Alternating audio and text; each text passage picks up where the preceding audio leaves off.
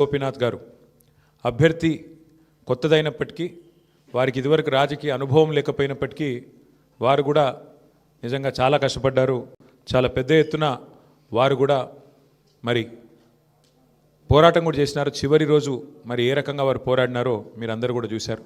వారికి కూడా నా అభినందనలు. ఎందుకంటే కొత్త అభ్యర్థి అయినప్పటికీ ఎక్కడా కూడా ప్రత్యర్థి ముఖ్యంగా అధికార పార్టీ అయినప్పటికీ అధికార యంత్రాంగం మొత్తం ఉన్నప్పటికీ వారు కూడా మొక్కవోని ధైర్యంతో కొట్లాడినారు. సునీత గోపీనాథ్ గారికి మనస్ఫూర్తిగా నా అభినందనలు. అట్లాగే బీఆర్ఎస్ పార్టీకి మరి ఓటేసిన జూబ్లీహిల్స్ ప్రజలకి మరి చివరి ఓటింగ్ శాతం ఇంకెంత తెలియదు, బట్ చాలా గణనీయంగా గౌరవప్రదంగా మా పార్టీకి కూడా ఓట్లు వచ్చినాయి. మరి మాకు ఓటేసిన జూబ్లీహిల్స్ ప్రజలందరికీ కూడా పేరు పేరున వారికి కూడా కృతజ్ఞతలు. సరే, సహజంగానే ఒక రాజకీయ పార్టీగా ఎన్నికల్లో దిగినప్పుడు గెలుస్తామనుకొని దిగుతాం, గెలుస్తామనుకొని కొట్లాడతాం, గెలవాలని కొట్లాడతాం, అట్లనే కొట్లాడినాం.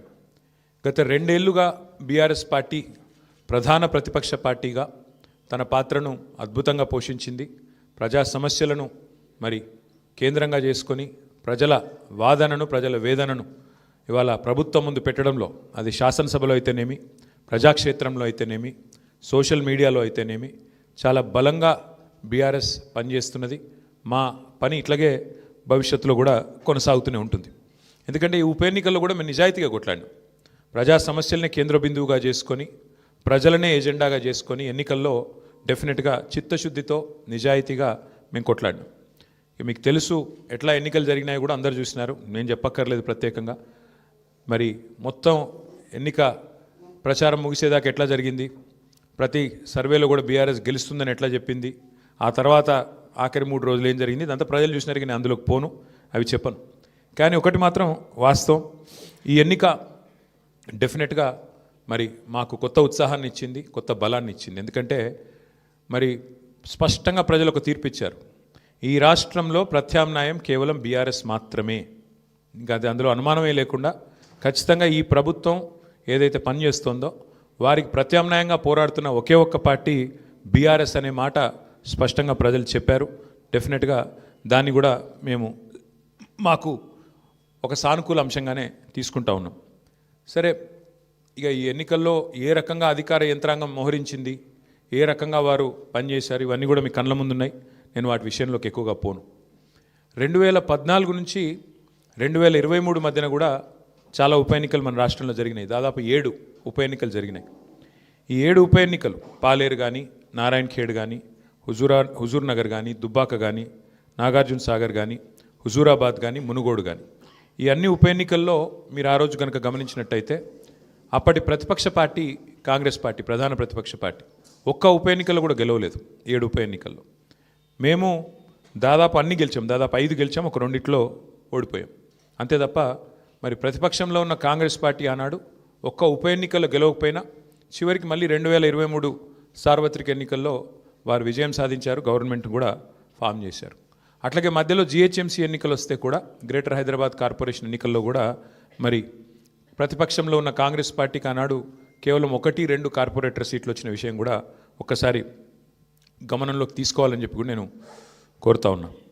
అట్లాగే ఈ ఎన్నికల్లో ముఖ్యంగా ప్రజల తరపున వాదన బలంగా వినిపించగలిగాం. ఎన్నికల ఎజెండాను ఖచ్చితంగా నిర్దిష్టంగా బలంగా ప్రతిపక్షంగా మేమే సెట్ చేయగలిగాం. ప్రజా సమస్యలను ప్రధానంగా 6 గ్యారంటీల అమలులో ప్రభుత్వ వైఫల్యాన్ని బలంగా ప్రజల్లోకి తీసుకొని పోయాం. 6 గ్యారంటీల విషయంలో ప్రభుత్వం చేసిన మోసాన్ని తీసుకొని పోయాం. హామీల ఎగవేతను బాకీ కార్డుల రూపంలో ప్రధాన చర్చగా చేయగలిగాము. ఇది బీఆర్ఎస్ సాధించిన విజయంగా మేము భావిస్తూ ఉన్నాం. అట్లాగే మేము అనవసరపు అంశాల జోలికి పోలేదు. కులము, మతము వీటి పేరు మీద డైవర్షన్ రాజకీయాలు చేయలేదు. బూతులు అసలు మాట్లాడలేదు.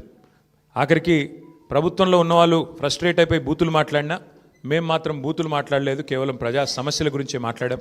చాలా హుందాగా ఈ ఎన్నికల్లో కొట్లాడినామని చెప్పి నేను అనుకుంటా ఉన్నాను.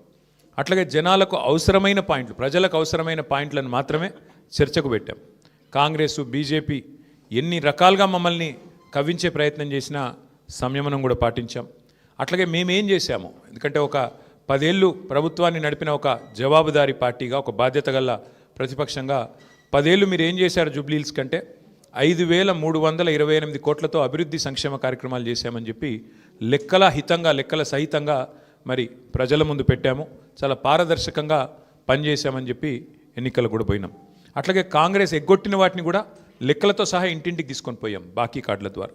అట్లాగే ప్రజా సమస్యలు, బస్సు ఛార్జీల పెంపు మీద నిరసన చెప్పాము, బస్తీ దవాఖానాలు విజిట్ చేసి ప్రభుత్వ యంత్రాంగంలో చలనం తీసుకొచ్చాము, హైడ్రా విధ్వంసం మీద ప్రభుత్వంలో ఉన్న పెద్దల ద్వంద్వ ప్రమాణాల మీద డబుల్ స్టాండర్డ్స్ మీద కూడా ప్రభుత్వాన్ని ఎండగట్టగలిగాం, ఆటో అన్నల సమస్యలను కూడా ప్రభుత్వం దృష్టికి తీసుకురాగలిగినాం, వాళ్ళ తరపున కూడా గట్టిగా మాట్లాడినాం, హైదరాబాద్లో రోడ్ల దుస్థితి విషయంలో కూడా ప్రభుత్వాన్ని కదిలింపజేయగలిగినాం, శాంతి భద్రతల విషయంలో కూడా మా నిరసన గట్టిగా చెప్పాం. ఈ రకంగా ప్రజా సమస్యలనే కేంద్ర బిందువుగా మా పార్టీ ఎన్నికల ప్రచారాన్ని చాలా హుందాగా నిర్వహించింది. తద్వారా ప్రభుత్వం కూడా మాట్లాడక తప్పని అనివార్యత కల్పించాం. చివరికి 2 ఏళ్లలో ఒక్కసారి కూడా మరి సమీక్ష చేయని ముఖ్యమంత్రి గారు ఆఖరి ఎలక్షన్ ముందు రోజు 6 గ్యారంటీల మీద సమీక్ష చేయక తప్పని పరిస్థితి కూడా వచ్చింది అంటే ముమ్మాటికి అది బీఆర్ఎస్ విజయమే. అట్లాగే 2 ఏళ్లుగా మైనారిటీకి మంత్రివర్గంలో స్థానం లేదు. బీఆర్ఎస్ ఏదైతే మరి మంత్రివర్గంలో ఇట్లా మైనారిటీలకు స్థానం లేదు, ఒక ఎంపీ లేరు, ఎమ్మెల్యే లేరు, ఎమ్మెల్సీ లేరు అని గట్టిగా మాట్లాడితే చివరికి అనివార్యంగా అజారుద్దీన్ గారికి మంత్రి పదవి ఇయ్యక తప్పని అనివార్యత కల్పించింది కూడా ఖచ్చితంగా మా యొక్క ఎన్నికల ప్రచార సరళి. తప్పకుండా ప్రధాన ప్రతిపక్షంగా మరి మా బాధ్యత మేము నిర్వర్తించినాం. సరే, సహజంగానే ఒకటి మాత్రం ఉంది, గెలుపు ఓటములు పెద్దలు కేసీఆర్ గారు ఎప్పుడు చెప్తుంటారు, గెలవాల్సింది పార్టీలు కాదు, గెలవాల్సింది ప్రజలు అని. మేము కూడా మనస్ఫూర్తి కోరుకునేది ప్రజాస్వామ్యంలో చర్చ జరగాల్సిందే, మీడియాలో జరగాల్సిందే, బయట జరగాల్సిందే, తప్పకుండా ప్రజల్లో కూడా జరగాల్సిందే. ఈ ఎన్నిక ఎట్లా జరిగింది అనే విషయంలో కూడా చర్చ జరగాలి. ఎందుకంటే ఈరోజు కాదు, మేము 4 రోజుల ముందే చెప్పాం ఎన్ని రకాల అక్రమాలకు కాంగ్రెస్ తెరలేపిందో చెప్పాం. అభ్యర్థి యొక్క సొంత తమ్ముడికి 3 ఓట్లు ఉన్న విషయాన్ని మీ ముందు పెట్టాం, ఆధారాలతో సహా మేము స్పష్టంగా మీ ముందు బయటపెట్టాం. ఎన్నికల కమిషన్ అడిగాం, కోర్టుకు పోయాం, ఎన్ని ప్రయత్నాలు చేయాలో అన్ని ప్రయత్నాలు పారదర్శకంగా ఫ్రీ అండ్ ఫెయిర్ ఎలక్షన్ కోసం జరగాలని ప్రయత్నం చేసినాం. షెడ్యూల్ వచ్చిన నాటి నుంచి పోలింగ్ డే దాకా ఏమేం జరిగినాయో, ఎన్ని రకాల అక్రమాలు, ఎన్ని రకాల అవకతవకలు, ప్రలోభాలు, ఎన్ని రకాల ఒత్తిళ్ళు, ఇవన్నిటి మీద కూడా చర్చ తప్పకుండా జరగాల్సిందే. ఏదేమైనప్పటికీ సరే, అల్టిమేట్గా ప్రజాస్వామ్యంలో ప్రజా తీర్పు శిరోధార్యం. తప్పకుండా మరి ఇవాళ మేము కూడా ఓట్లేసిన ప్రజలకు ధన్యవాదాలు చెప్తున్నాం. అట్లాగే మిగతా వారికి కూడా మేము విజ్ఞప్తి చేస్తూ ఉన్నాం. ప్రధాన ప్రతిపక్షంగా మా పాత్రను మీరు గమనించారు. ప్రధాన ప్రతిపక్షంగా మేము గెలవాలని కోరుకున్నాం, సహజంగా గెలుస్తామని ఆశించినాం. బట్ ఎలాంటి నిరాశ లేదు, మా పని మేము చేసుకుంటూ పోతూనే ఉంటాం.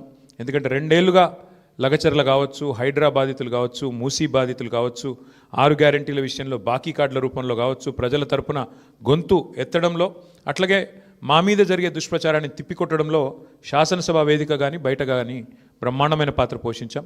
రేపటి రోజున కూడా అట్లాగే ముందుకు పోతాం. మరి మా కార్యకర్తలకు కూడా నేను చేసే విజ్ఞప్తి, సన్నద్ధం అవుదాం.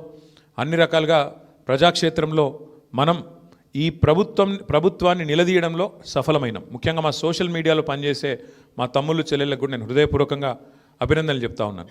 సోషల్ మీడియాలో మీరు చేస్తున్న పని, మీకెవరికి నేనేమి పార్టీ తరపున జీతం ఇవ్వడం లేదు, మీకెవరికి నేను ఇచ్చేదేమీ లేదు. అయినప్పటికీ వాలంటరీగా పార్టీ మీద ఉన్న ప్రేమతో, నాయకుడు కేసీఆర్ గారి మీద ఉన్న అభిమానంతో మీరు చేస్తున్న కృషి, మీరు చేస్తున్న పని ఏదైతే ఉన్నదో మనస్ఫూర్తిగా నేను మీకు కూడా ధన్యవాదాలు తెలియజేస్తా ఉన్నా.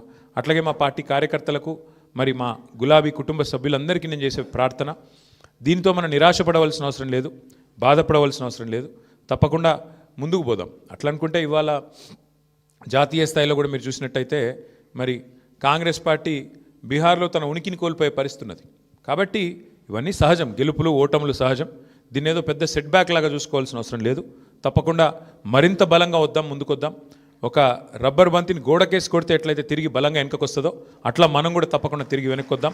పెద్దలు కేసీఆర్ గారు తిరిగి రాష్ట్రానికి ముఖ్యమంత్రిగా మళ్ళీ బాధ్యతలు చేపట్టేదాకా ఎవరి శక్తి మేరకు వారు శక్తివంచన లేకుండా కష్టపడదామని చెప్పి మా నాయకులు కార్యకర్తలకు మరొకసారి ధన్యవాదాలు తెలియజేస్తూ, కష్టించి పనిచేసిన మా నాయకత్వం మొత్తం కూడా ఇక్కడ ఉంది. ఒక ఇద్దరు గురించి నేను ప్రత్యేకంగా చెప్పాలి. హరీష్ రావు గారు మధ్యలో పాపం వారి తండ్రి అనుకోకుండా అకాల మరణం జరిగింది. అయినప్పటికీ ఆయన ఇవాళ కూడా పూజలో ఉన్నారు. ఈ నిమిషానికి కూడా పాపం వారి తండ్రి గారికి సంబంధించిన స్వర్గపాత్రకు సంబంధించిన పూజలో ఉన్నారు. అయినప్పటికీ ఇంట్లో ఉండి కూడా ఆయన కూడా చాలా కష్టపడ్డారు. వారితో పాటు ఇంకా చాలామంది, మా రవీంద్రరావు గారు మా ఎమ్మెల్సీ, వారి సొంత అన్నగారు చనిపోయినారు. అన్నగారు